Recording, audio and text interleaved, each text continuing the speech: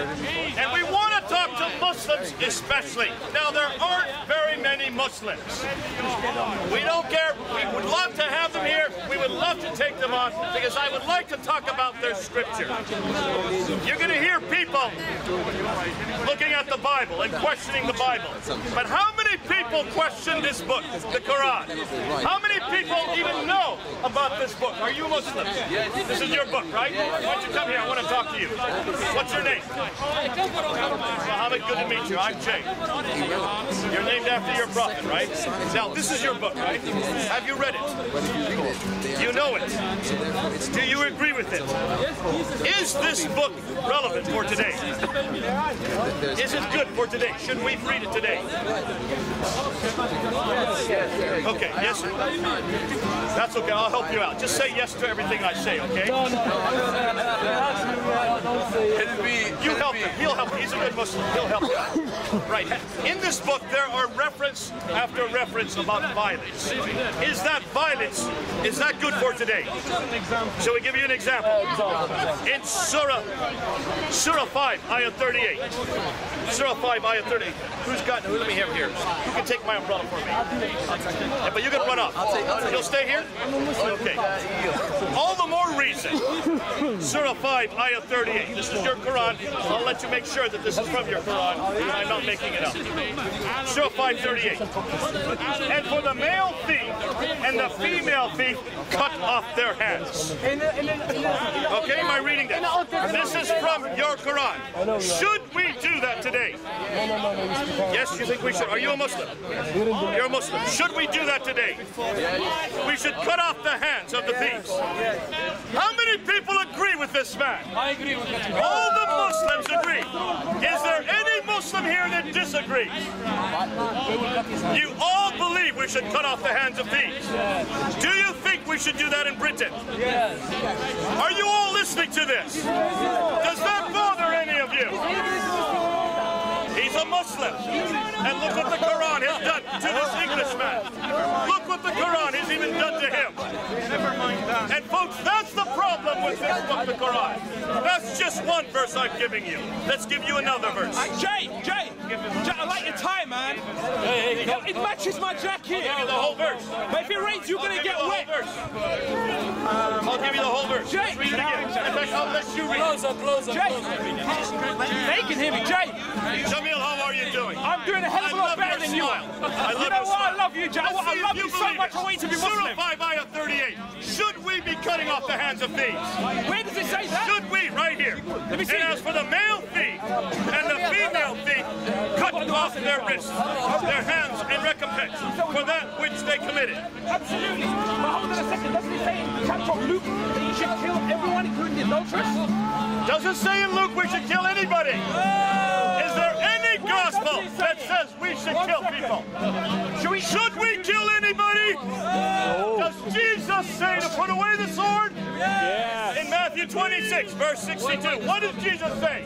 Oh, Peter, put away the sword, for he who lives by the sword dies by the sword. And you live by a ladder, you're going to die on a ladder? Folks, I don't die or live by the ladder. I live by Jesus Christ. Thank God I don't have to depend on a ladder. And that's the first reference. You got that reference, right? I love you. I'm going to go pray to my creator, not the creation. Why are you leaving, Jamil? Stay here. I've got to go pray. We do this on a daily basis. But before you go, do you agree that we should do that in Britain today? What do I agree with? I need to know. Should we cut off the hands of thieves? Yes. If there is witnesses, then why not? No. And you're an English Muslim. What? No, I'm not. You're not an English Muslim. I'm not an English Muslim. Where are you from? I'm from Edmonton. I'm a London Muslim. A London Muslim. And you believe we should do that in London? You believe we should do that in London? Can you see why, folks, the Muslims are saying the things they're saying? Don't blame Jamil. Don't blame these Muslims here. It is the Quran that tells them to do this. Yeah. Thank God we don't have this in our New Testament. Absolutely. Thank God with Jesus Christ, we do not cut off the hands of thieves. Thank God with Jesus, we are to love our enemies. Show me a verse that says to love your enemies in this book. Don't go away, sir. Stay here. Why are they going away? What is it about the Quran that makes them walk away? We'll talk later. Why are they so scared to read the Quran? I'll be back because I'm just going to go pray.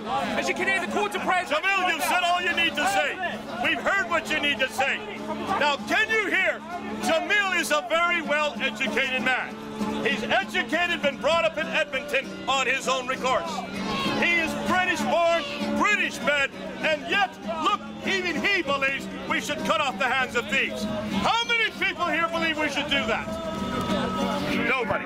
Except one. One Muslim and another Muslim. You're English, right? You're British.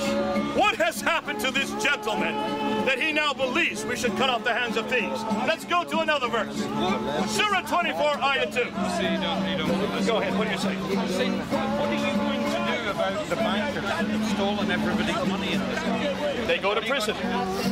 They go to prison. But do we cut off their hands? But they don't go to prison. Should we cut off the hands of any thief? Of bankers. But they don't go to prison.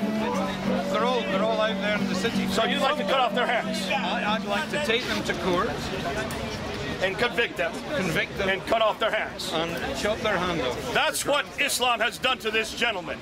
That is what this book is now doing to even British-born people. Thank God we don't follow Islamic law. And thank God we don't follow... Yes, but folks, do we follow the Old Testament today? There it is. And One thing brought up, by the way. What do you follow? What do you follow? Yeah, let's go and put that up. We follow Jesus.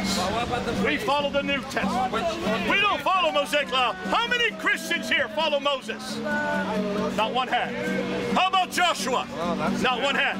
How about David? Not one hand. How many Christians here follow Jesus? Every hand goes up. And look and see what Jesus says in Matthew 5. You don't sing the Psalms of David in church? Do I follow the precepts of the Mosaic law? No, I don't. Why? Because Jesus already answered us on that. What did Jesus say in Matthew 5? Well, I don't believe that the Gospels are genuine at all, mate. No, okay. Now, what does Jesus say in Matthew 5? Nothing. He says amazing things. He says, I have not come to abrogate the law. I have come to fulfill the law. How did he fulfill it? Go ahead, Sid. How did he fulfill it? He fulfilled it by his death on the cross. You know, what does he say after it before you do that? How does he fulfill the law? Look and see what he says in Matthew 5. He gives 6 different ways he fulfills the law.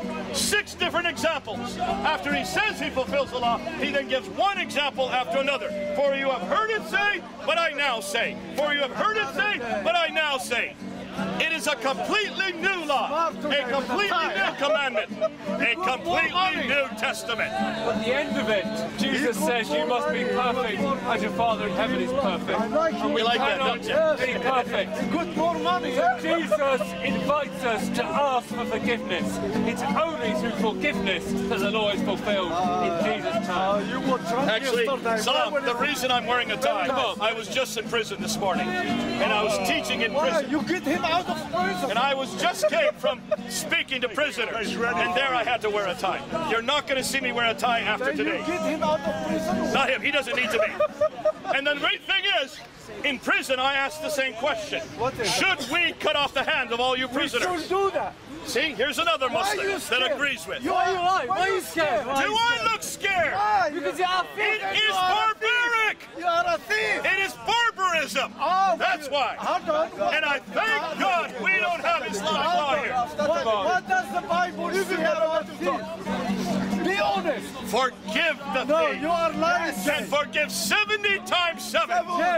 Jesus says over again.